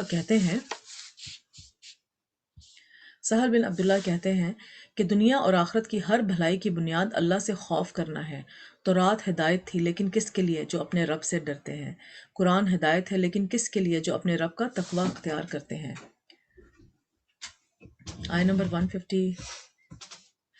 اور موسیٰ نے اس میعاد پر جو ہم نے مقرر کی تھی اپنی قوم کے 70 آدمی منتخب کر کے کوہ طور پر حاضر کیے۔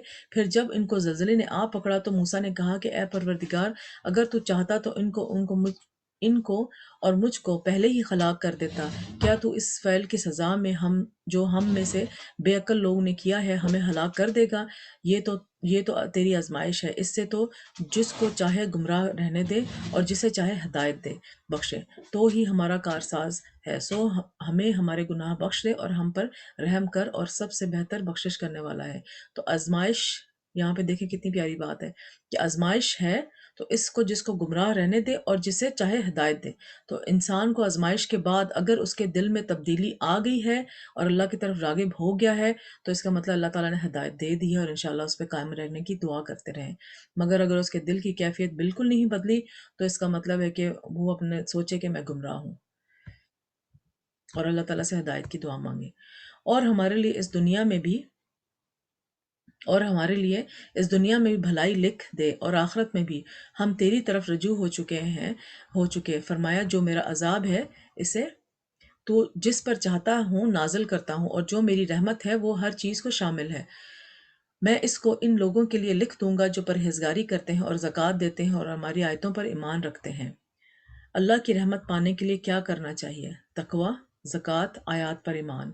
آیت نمبر 157۔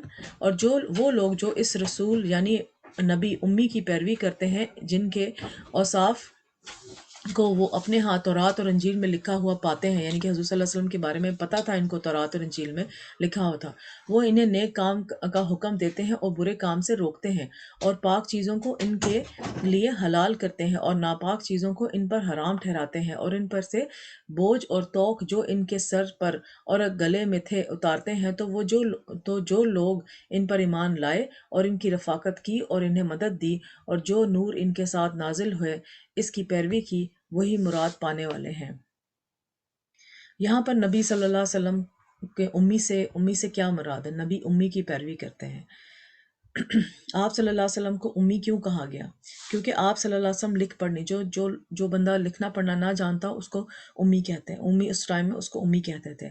آپ صلی اللہ علیہ وسلم لکھ پڑھ نہیں سکتے تھے، اس کے باوجود آپ صلی اللہ علیہ وسلم پر اللہ نے جو علم نازل کیا اس کی مثال نہیں، وہ پڑھے لکھوں کے پاس بھی نہیں۔ اللہ تعالیٰ نے نبی کریم صلی اللہ علیہ وسلم کی وجہ سے امت کو آسانی بخشی، جس کا یہاں ذکر کیا جا رہا ہے۔ آپ واقعی آسانیاں دیتے تھے، تو اللہ تعالیٰ کا کرم ہے کہ اللہ تعالیٰ جو ہے جس کو چاہتا ہے نوازتا ہے۔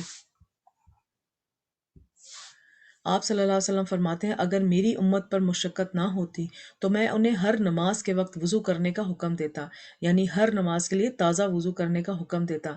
اگر وضو ہے تو ایک ہی وضو سے کئی نمازیں بھی پڑھ سکتے ہیں، کیونکہ بعض لوگ اس غلط فہمی کا شکار ہوتے ہیں کہ ہر نماز کے لیے تازہ وضو کرنے کی ضرورت ہے۔ خاص کر سفر میں اس سہولت سے فائدہ اٹھائیں، یا جب آپ کے ساتھ اور بھی لوگ ہوں تو ان کو تنگ نہ کریں۔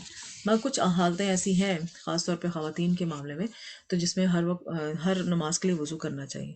اس طرح حدیث میں مسواک کے بارے میں بھی آتا ہے کہ اگر مشقت نہ ہوتی تو جتنا مسواک کا فائدہ ہے میں ہر نماز کے ساتھ پابندی کرتا، لیکن نہیں کی گئی۔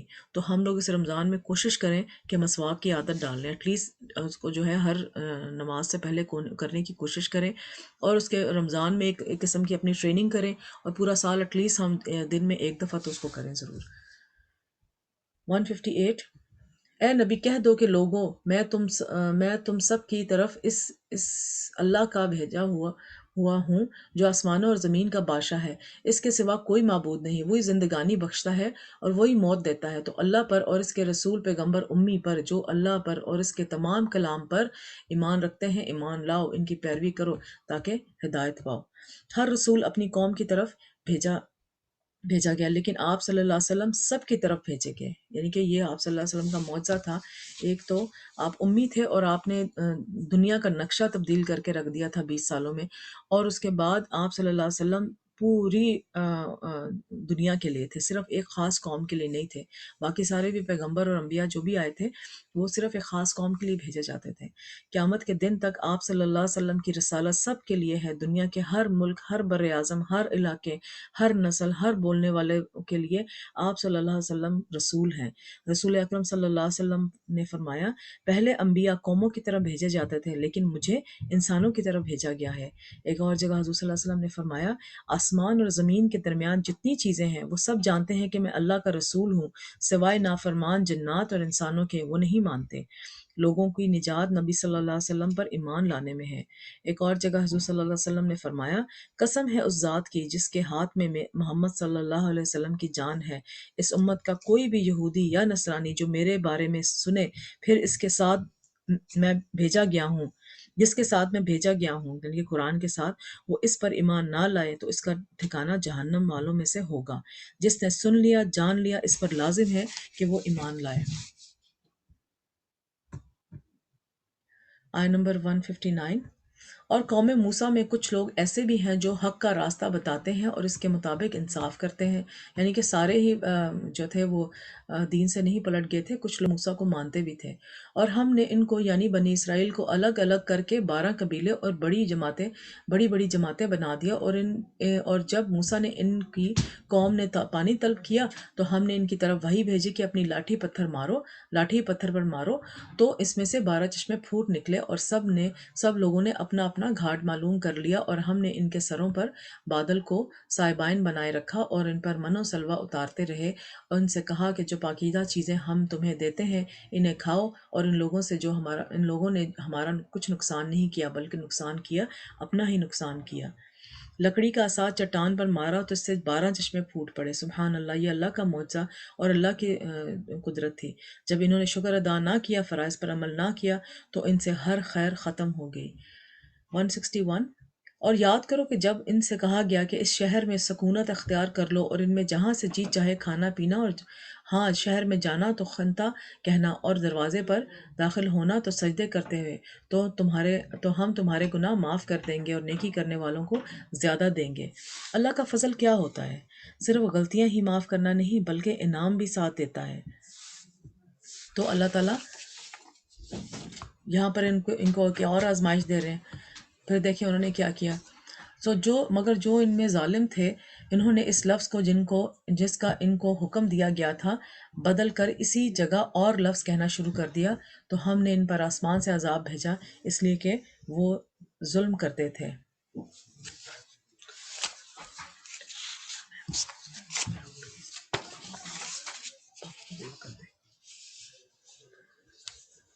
تو انسان جب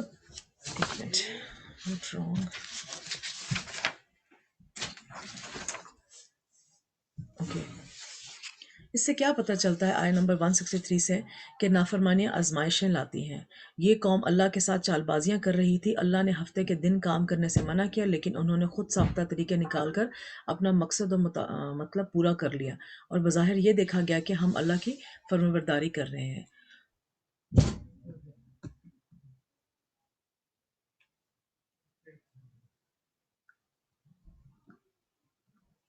آیت نمبر 164، اور ان سے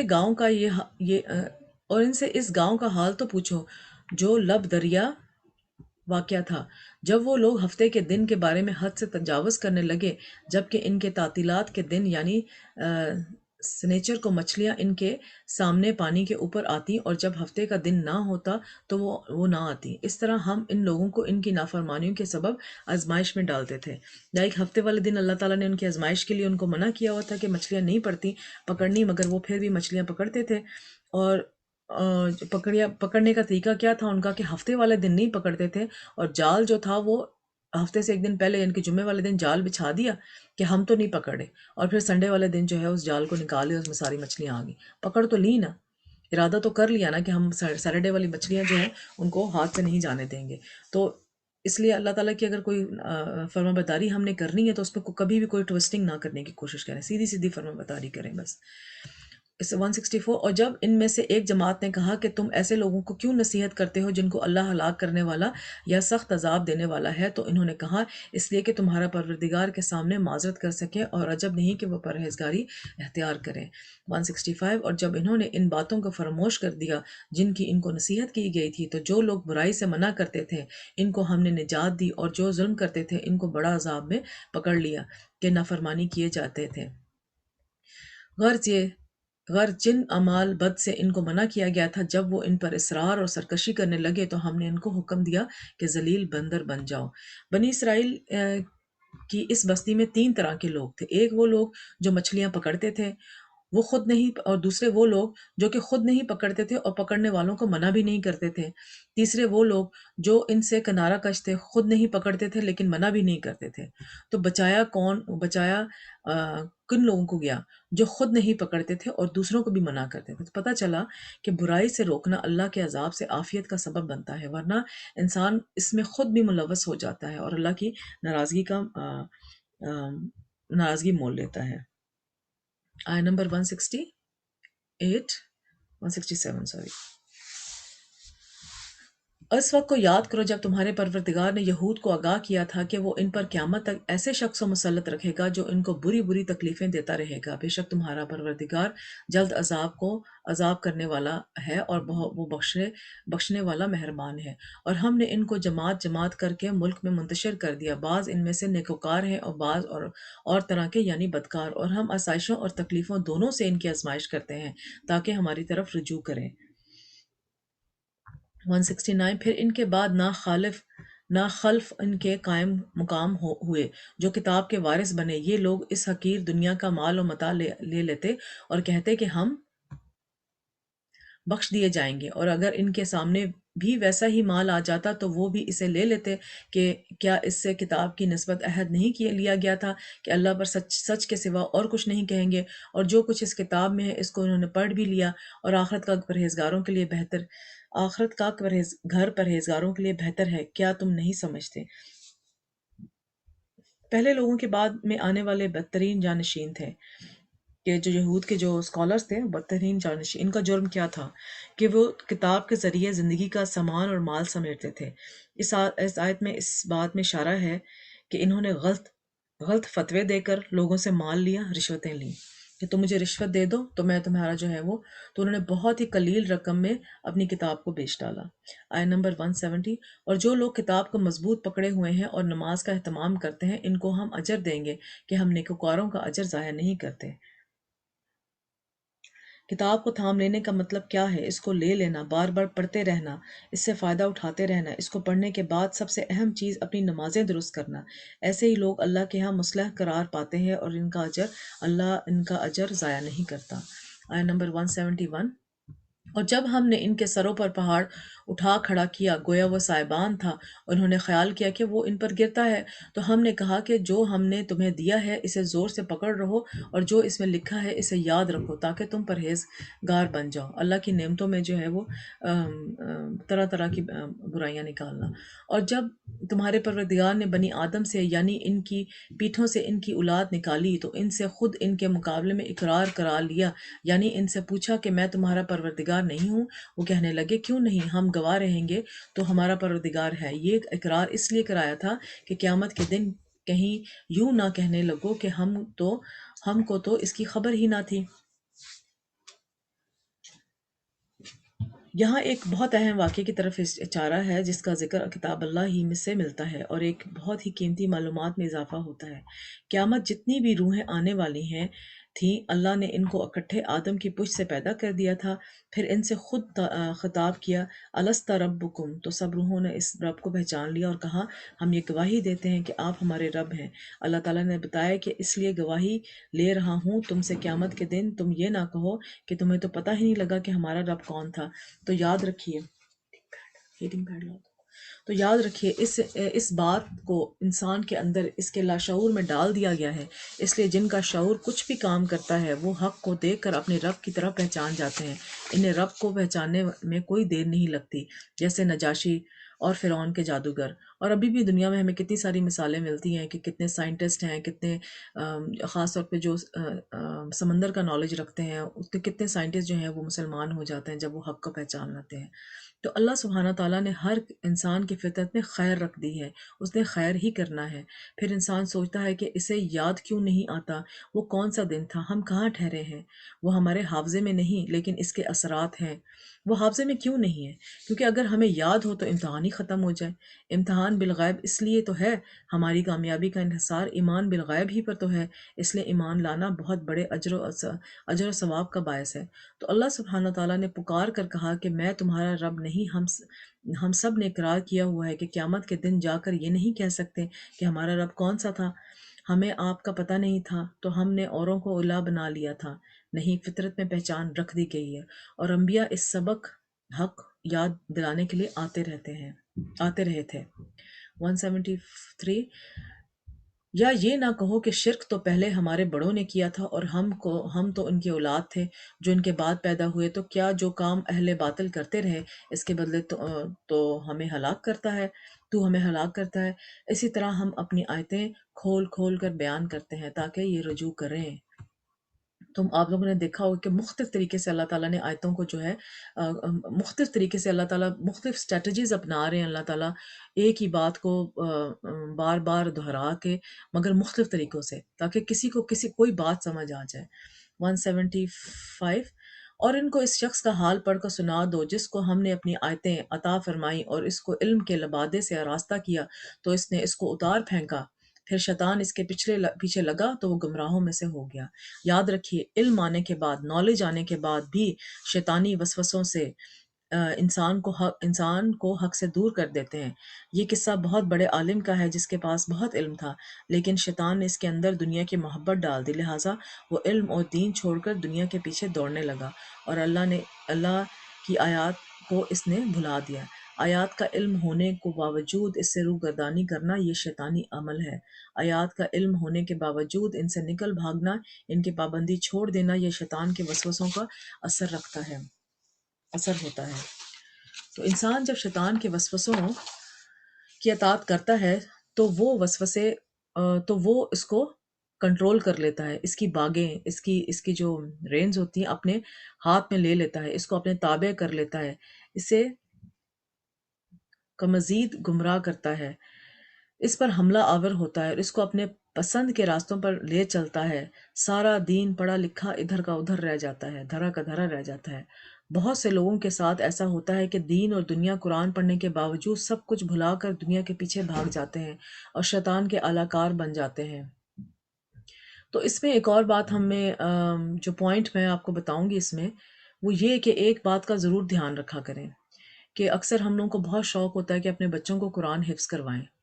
تو قرآن حفظ کروانا بہت اچھی بات ہے، مگر آپ یہ پھر سوچیں کہ آپ نے پھر اس کے اوپر استقامت پسندی اختیار کرنی ہے۔ یہ آپ کی ذمہ داری ہے کہ آپ نے اپنے بچے کو اس طرح بھی قرآن اگر آپ نے سکھا دیا یا آپ نے اس کو حفظ کروا دیا تو اس کا بار بار مراجعہ جو ہے وہ آپ کی ذمہ داری ہے آپ کے بچوں کو، بے شک جتنے مرضی وہ بڑے ہو جائیں، کیونکہ آگے دنیا کی ذمہ داریاں تو پڑتی جائیں گی اور ان میں وہ پھنستے چلے جائیں گے، اور پھر اس میں جو ہے وہ قرآن کی جو ہے یہ حفظ کی ہوئی بات جو ہے وہ اگر وہ بھول جاتے ہیں تو وہ پھر جو ہے ٹھیک ہے، ان کا عمل تو ہے ہی ہے، مگر ساتھ آپ کی ذمہ داری بھی ہے کہ آپ اس کو لے کر چلیں۔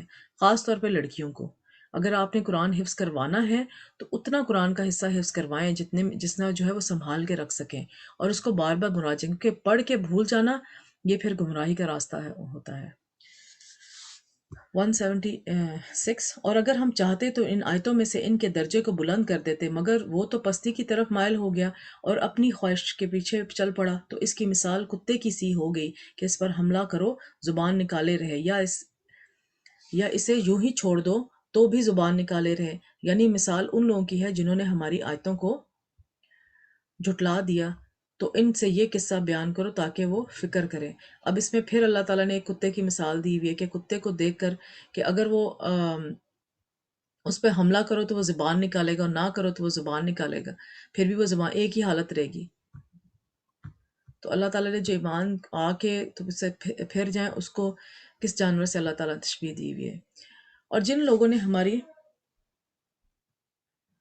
لوگوں نے ہماری آیتوں کی تکذیب کی، ان کی مثال بری ہے، اور انہوں نے نقصان کیا تو اپنا ہی کیا۔ دین کے علم کی وجہ سے بھی درجات کی بلندی ہوتی ہے۔ دین کے علم کی وجہ سے لوگوں کو دلوں میں جو محبت ہوتی ہے وہ خالص ہوتی ہے، سنسیئر لوگ ہوتے ہیں جو دین کی وجہ سے اپنے ایک دوسرے سے محبت کرتے ہیں۔ جبکہ مال کی وجہ سے محبت کرنے والے آپ سے محبت نہیں کرتے، وہ مال سے کر رہے ہوتے ہیں۔ گو ان کے آپ کے پاس مال نہ رہے تو وہ چھٹ جائیں، ادھر ادھر چلے جائیں، پوچھیں بھی نہ کہ کیونکہ اب آپ سے کوئی فائدہ نہیں رہا۔ لیکن علم والا مرتے دم تک فائدہ پہنچا سکتا ہے، اس لیے اس کی قدر میں کمی نہیں ہوتی۔ دنیا کی طرف جھکنا پستی کی طرف جانا ہے۔ کتا، یہاں پر جو کتے کو کے بارے میں بتایا گیا ہے، یہ ایک لالچ کا سمبل ہے، گریڈینس۔ ہر شخص کو سونگتا، ہر چیز کو سونگتا ہے۔ دنیا کی لالچ ہر چیز کو وہ سونگتا ہے۔ دنیا کی لالچ میں ہر اس کام کے پیچھے چل پڑتا ہے جس سے دنیا کا فائدہ ہو، چاہے دین کے نقصان ہی کیوں نہ ہو رہا ہو۔ قطبی کہتے ہیں ہر وہ چیز جو ہامتی ہے تھک کر یا پیاس کی وجہ سے، سوائے کتے کے۔ اگر وہ تھکا ہوا ہو تو بھی ہامتا ہے، راحت اور سکون کی حالت میں ہو تو بھی ہامتا ہے۔ کتا ہر حال میں زبان لٹکاتا ہے، چاہے وہ بھوکا ہو یا پیٹ بھرا ہو، اس کی لالچ کہیں ختم ہونے کو نہیں آتی۔ ہر وہ شخص جو اللہ کی آیات کو جھٹلاتا ہے، اس کے لیے یہ مثال بیان کی گئی ہے۔ وہ کہتے ہیں کہ اگو آپ اس کو واز کریں تو بھی گمراہی میں پڑا رہتا ہے، کرنا چھوڑ دیں تو بھی وہ دنیا کے پیچھے بھاگتا ہے۔ وہ مجلس میں ہو، وہ تنہائی میں ہو، اس کی سوچیں، اس کی چاہتیں صرف دنیا کے گرد گھومتی رہتی ہیں۔ اللہ کے دین کا انکار اللہ کو نقصان نہیں پہنچا سکتا۔ اگر ہم اس کی بات نہیں مانتے تب بھی وہ قابل تعریف ہے۔ زمین اور آسمان کی ہر چیز اس کی تعریف بیان کر رہی ہے، اس کو کوئی فرق نہیں پڑتا، لیکن اتنے بڑے خزانے کا انکار کرنے والا خود ہی محروم ہو جاتا ہے۔ استغفر اللہ۔ 178۔ جس کو اللہ ہدایت دے وہی راہ یاب ہے، اور جس کو گمراہ رہنے دے تو اس سے ایسے ہی لوگ نقصان اٹھانے والے ہیں۔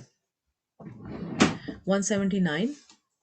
اور ہم نے بہت سے جن اور انسان دوزخ کے لیے پیدا کیے ہیں، ان کے دل ہیں لیکن ان سے سمجھتے نہیں، اور ان کی آنکھیں ہیں مگر ان سے دیکھتے نہیں، ان کے کان ہیں مگر اس سے سنتے نہیں۔ یہ لوگ بالکل چوپایوں کی طرح ہیں، بلکہ ان سے بھی زیادہ بھٹکے ہوئے۔ یہی ہیں جو لوگ غفلت میں ہیں۔ استغفر اللہ۔ ان کے دل تو ہی ہیں مگر ان سے حق کو نہیں پہچانتے، آنکھیں ہیں مگر کائنات کی نشانیوں سے اپنے رب کو نہیں پہچانتے، کان ہیں مگر سچ بات اللہ کا کلام سننے کی انہیں توفیق نہیں۔ غافل اس لیے ہیں کہ وہ اجر و ثواب کی طرف ہدایت نہیں پاتے۔ جانور اس لیے ہیں کہ ان کا مقصد صرف کھانا پینا ہے، بلکہ اس سے بھی زیادہ بہکے ہوئے ہیں، کیونکہ جانور بھی اپنا فائدہ نقصان دیکھ لیتا ہے اور اپنے مالک کی پیروی کرتے ہیں، لیکن انسان جب سیدھے راستے سے بھٹکا ہے تو جانور سے بھی بدتر ہے۔ یہاں پر دراصل ان انسانوں کو، ان لوگوں کو ڈانٹا جا رہا ہے جو عقل اور سمجھ، آنکھیں، کان، نگاہیں رکھتے ہیں، حق کو نہیں پہچان پا سکتے، ان کو حق کے لیے استعمال نہیں کرتے، ان کے اعضاء کی خواہش کی پیروی کے لیے استعمال کرتے ہیں۔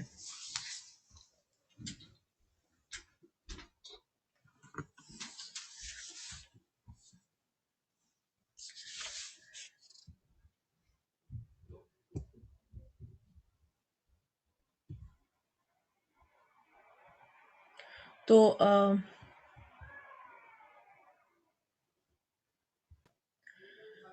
انشاءاللہ باقی انشاءاللہ ہم لوگ اگلی کلاس میں پڑھیں گے، کیونکہ آج ویکنڈ ہے تو اس لیے ہم نے آدھا انشاءاللہ یہ کیا ہے۔ تو چلیں جی، اس کے جو عملی نکات ہیں وہ بھی ہم انشاءاللہ کل دیکھ لیں گے۔ اب دعا کر لیتے ہیں۔ سبحانك اللهم وبحمدك سبحانك اللهم وبحمدك أشهد أن لا إله إلا أنت أستغفرك وأتوب إليك. ربنا تقبل ربنا تقبل منا، ربنا لا تزغ قلوبنا بعد إذ هديتنا وهب لنا من لدنك رحمة إنك أنت الوهاب. السلام عليكم ورحمة الله وبركاته.